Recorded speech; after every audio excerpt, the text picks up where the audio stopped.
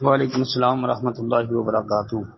محترم بھائی کا یہ سوال لکھتے ہیں جی، یہ بگ بینگ تھیوری کیا ہے اور کیا اس کو صحیح تسلیم کرنا چاہیے؟ اچھا محترم بھائی، اللہ رب العالمین نے 17ویں پارے کے اندر جو ہے سورہ انبیاء آیت نمبر 30، جو تیسرا رکوع جہاں سے شروع ہوتا ہے وہ آپ پڑھے نا۔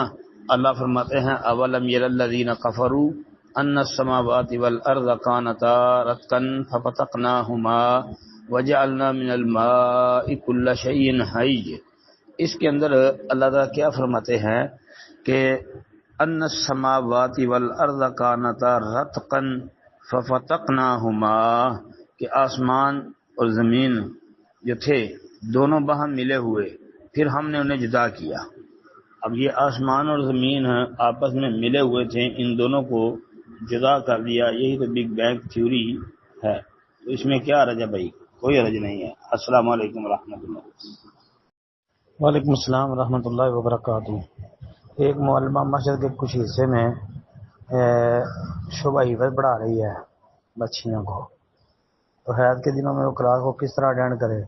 جی پہلی بات تو یہ یار کہ حیض کی حالت میں اور جنابت کی حالت میں، یعنی عورت حیضہ ہو مرد جنبی ہو، تو اس حالت میں ان کا قرآن پڑھنا، اس میں بہت سارا علماء کے درمیان اختلاف ہے۔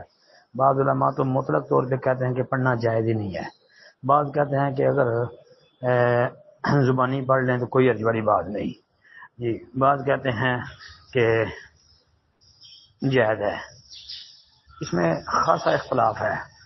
بعض اہل علم و فضل نے یہ فتویٰ دیا ہے کہ جن خواتین نے قرآن حفظ کیا ہے تو ہر مہینے کے کچھ ایام ہوتے ہیں، یعنی حیض کے عورت کے ساتھ، تو وہ چھوڑ دے نہ پڑھے تو بھول جانے کا خدشہ ہے، اس لیے وہ زبانی پڑھ سکتی ہے، یا ہاتھ کے اوپر کپڑا رکھ کے کپڑے کے ساتھ مصحف کو پکڑ کے تو وہ قرآن کی تلاوت کر سکتی ہے۔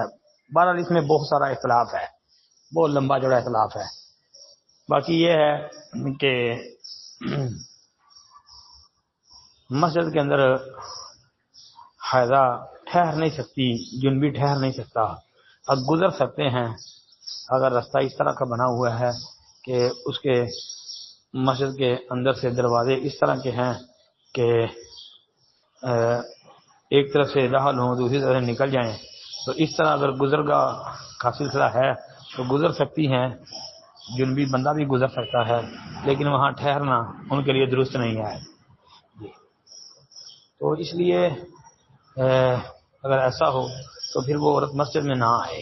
پہلی بات تو یہ ہے کہ وہ مسجد میں ہی نہ آئے کلاس لینے کے لیے، اپنے گھر میں رہے، یا تو بچیوں کو ان دنوں میں گھر بلا لے یا آن لائن کلاس لے لیا کرے۔